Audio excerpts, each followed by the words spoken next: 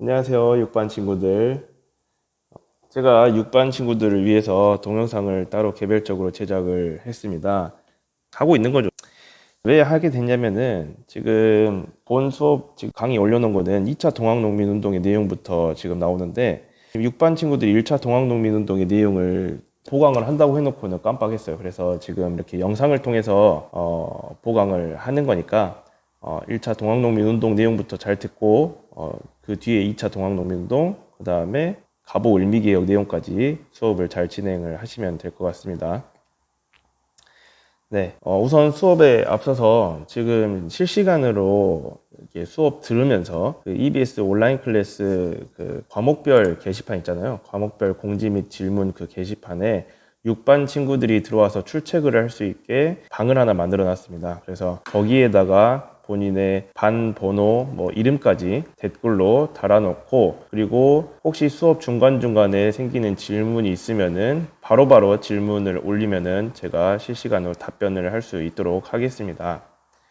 그리고 지금 우리가 1차 동학농민운동부터 시작할 건데, 제가 정확히 진도가 기억이 안 나서 제가 알기로는 1차 동학농민운동부터 하면 되는데, 앞에 내용을 혹시 지금 제가 이렇게 띄워주죠. 여기 내용을 했는가 안 했는가 확인 한번 해보시고, 혹시 안 했다고 하면은, 지금 범위가 이게 아니다 하면은 여기 질문방에다가 올려주시면 감사하겠습니다. 그러면은 수업 시작해 보겠습니다.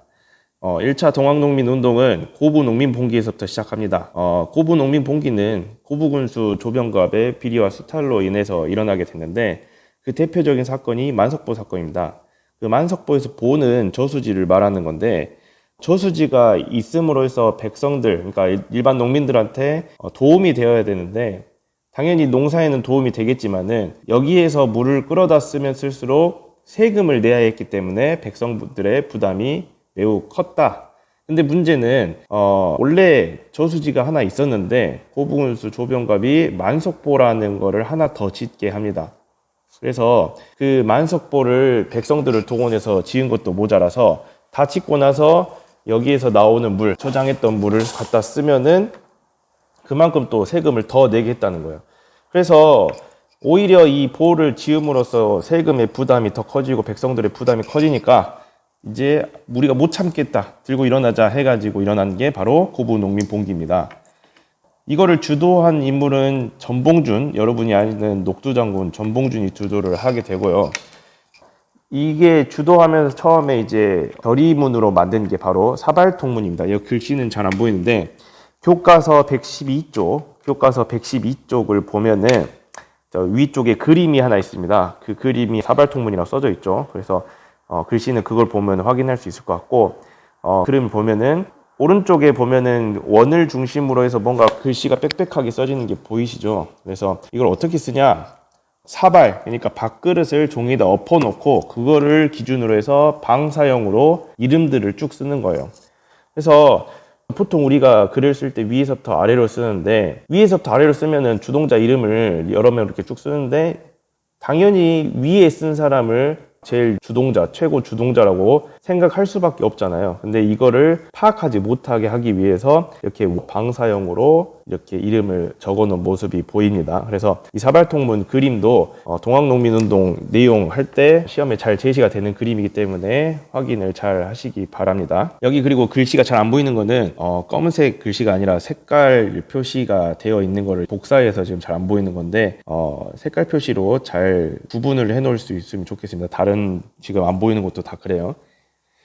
네, 그래서 지금 고부농민봉기가 이렇게 일어났는데, 조병갑은 결국에 쫓겨나게 되고, 사실은 고부농민봉기가 여기에서 잘 해결이 됐으면, 농민들의 요구 조건을 잘 들어줬으면은, 만약 여기서 잘 했으면 잘 끝났을 수도 있는데, 문제는 이 고부농민봉기가 제대로 처리되지 못했다는 거예요. 왜 그랬냐? 조병갑은 쫓겨났는데 이거를 이제 해결하라고 안핵사라는 거를 파견해, 정부가. 근데 이 안핵사로 파견된 이용태라는 사람이 처음에 내려와 보니까는 고부민들이 다 모여가지고 우리 요구를 들어주라 막 이렇게 해서 소리치고 난리 났을 거 아니에요. 그래서 이러는 말 못하고 내가 약속 잘 지키고 잘 들어줄 테니까 우선 생업에 가서 종사하고 있어라 라고 지금 얘기를 하죠. 그래서 국민들은 잘 해결해 주겠지 하고 믿고 돌아갔는데, 문제는 이렇게 다 돌아가고 무장 해제가 되니까 책임자를 색출해 가지고 처벌 식으로 지금 돌변을 해버리는 거예요. 그때는 잘 들어준다 해놓고는 책임자 한 명씩 막 찾아내 가지고 처벌하고, 이렇게 해결을 해줄 생각이 없었다는 거예요. 그래서 안핵사 이영태의 학정을 통해서 결국에는 다시 일어나게 된 게 백삼봉기고, 이 백삼봉기로 인해서 1차 동학농민운동이 본격적으로 시작이 됩니다. 백삼봉기에서 이 이영태의 학정에 반대해서 구호로 내걸었던 게 제폭구민, 보국원민이라는 걸 주장을 하는데요. 교과서 113쪽, 교과서 지금 보고 있죠. 교과서 같이 갖고 있어야 됩니다. 113쪽에 보면은 지금 오른쪽에 자료 농민군 4대 강령이라고 4개 나오죠. 이 지문도 시험에 어쩌다 한 번씩 나오긴 하는데, 이것보다 사실 중요하게 나오는 구호가 제폭구민, 보국완민입니다. 그래서 구민은 지금 구시대적인 봉건체제에 반대한다라는 내용을 갖고 있고요. 보국완민은 나라를 보호하고 백성을 편안하게 한다라는 의미. 누구로부터 나라를 구하겠어요? 당연히 외세로부터 나라를 보호하겠다라는 내용이죠. 그래서 반외세의 의미가 담겨 있습니다. 그래서 반봉건, 반외세 의미가 담긴 제폭구민, 보국원민 꼭 내용을 잘 알길 바랍니다. 이거 둘은 되게 잘 나오는 구호예요. 그래서 여기 백삼봉기에서부터 시작이 되고 여러 전투를 거쳐서 세력을 확장하는데, 대표적인 전투가 황토현 전투, 황룡촌 전투입니다. 여기서 다 승리를 거두고 세력이 확대되고 호남 지역 이제 전역으로 확대가 되는데, 어디까지 진출하냐면은 전주성까지 진출을 합니다. 당시에 전주는 우리가 지금 생각할 때 전주는 그렇게 커 보이지 않는 대도시는 아니잖아요. 그래서 커 보이지 않을 수 있는데, 당시에 우리가 전라도라고 했던 거는 당연히 전주와 나주를 말하는 거기 때문에 그만큼 전주가 컸다는 거예요. 이 전주성까지 진출해서 결국엔 점령을 해버립니다. 그러니까 나라 입장에서 어떻게 돼요? 지금 호남 최대 도시 중에 하나인 전주가 지금 점령이 됐다라고 하면은 오, 큰일 났다, 진짜 망했다, 이렇게 생각이 들겠죠, 당연히. 그래서 이 전주성이 점령됐다는 소리를 듣고 이걸 어떻게 해결해야 될지 생각을 했겠죠, 당연히.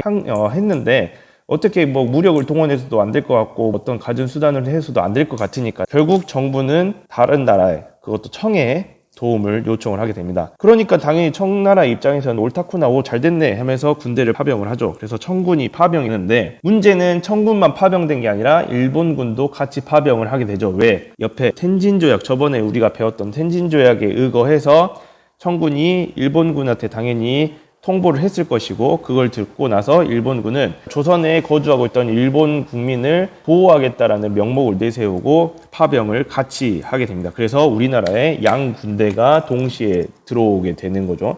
그래서 청나라 군대는 어디로 들어오냐면은 아산만으로 들어와요. 아산만이 어디냐면은 충청도 지역이라고 생각하면 됩니다. 그 다음에 일본군은 어디로 들어오냐면은 제물포로 들어와요. 제물포가 어디예요? 인천이죠, 인천. 인천은 지금 어디서 가까워요? 서울에서 가깝죠. 근데 거기 왜 문제가 되냐면은 청나라 군대는 아산만, 그러니까 충청도 지역이면은 농민군들이 더 진출해서 서울로 올라오려면 충청도를 거쳐야 되니까 거기에서 막겠다라는 의도를 가지고 글로 들어오는데, 일본군은 그게 아니죠. 지금 인천은 서울에 가까우니까 다른 의도를 갖고 있었다라는 것을 알 수 있습니다.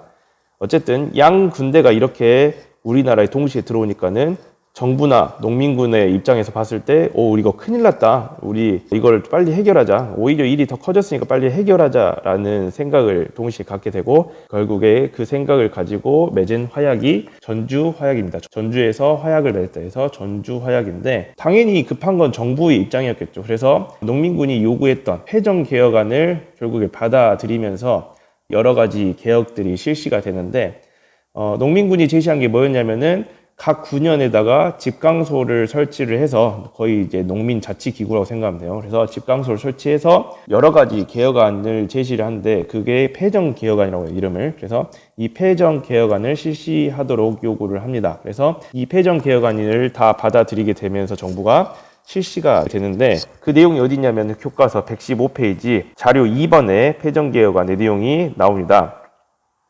그래서 2번부터 12번까지 쭉 나오게 되는데, 이거를 다 보기엔 너무 많고 중요한 것만 지금 뽑아서 필기에다 이렇게 써놨는데, 지금 신분제 폐지에 대한 내용이 지금 어디 있냐, 교과서 같이 보세요.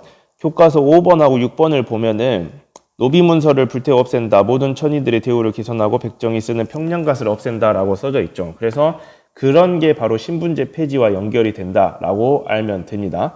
그 다음에 7번을 보면은 젊어서 과부가 된 여성의 재가를 허용한다. 지금 과부 재가 허용 써져 있죠. 그 다음에 12번을 보면은 토지는 균등히 나누어 경작하게 한다. 이게 토지 균분에 대한 내용입니다. 균등 분배. 그래서 이러한 여러 가지 것들 중에서 중요한 것만은 아니고 다 중요한데 다 알아야 돼요. 당연히 115쪽의 교과서에 나온 건 다 알아야 되는데 그나마 모의고사에 출제가 많이 되는 것들을 지금 뽑아서 필기 노트에 적어 놓은 겁니다. 그래서 이런 개혁안들이 있다는 거 잘 알 수 있도록 하고, 우리가 항상 이렇게 개혁안들까지 다 배우는 이유는 뭐예요? 이게 다 뒤에 영향을 미치기 때문에 내용을 다 기억을 잘 해야 돼요. 그래서 중요한 것만, 그나마 더 중요한 거를 지금 필기 노트에 쓴 거니까 잘 보고 잘 기억하시기 바랍니다. 그리고 정부도 뭔가를 해야죠. 정부는 무엇을 하냐면은 서울에다가 교정청을 설치해요. 어쨌든 지금 비리와 수탈 이런 여러 가지 것들 잘못했기 때문에 이것을 교정하기 위해서, 고치기 위해서, 이런 것들을 개혁하기 위해서 새롭게 기구를 하나 만들게 되는 거죠. 그래서 교정청을 설치해서 이거를 개혁하고자 합니다. 그래서 이렇게 내용을 보면은 평화롭게 어느 정도 마무리된 것 같이 보이지만은 문제가 어디서 나오냐? 아까 말했던 청군과 일본군이 동시에 우리나라에 파병된 것, 이것 때문에 결국에 문제가 생겨서 뒤에 2차 동학농민운동이 일어나게 됩니다. 1차 동학농민운동에 대한 내용은 여기까지고요. 2차 동학농민운동은 그 다음 동영상에서 듣길 바랍니다. 바로 이어서 들어야지 내용이 이어지겠죠. 그래서 잘 들으시길 바랍니다. 수고하십시오.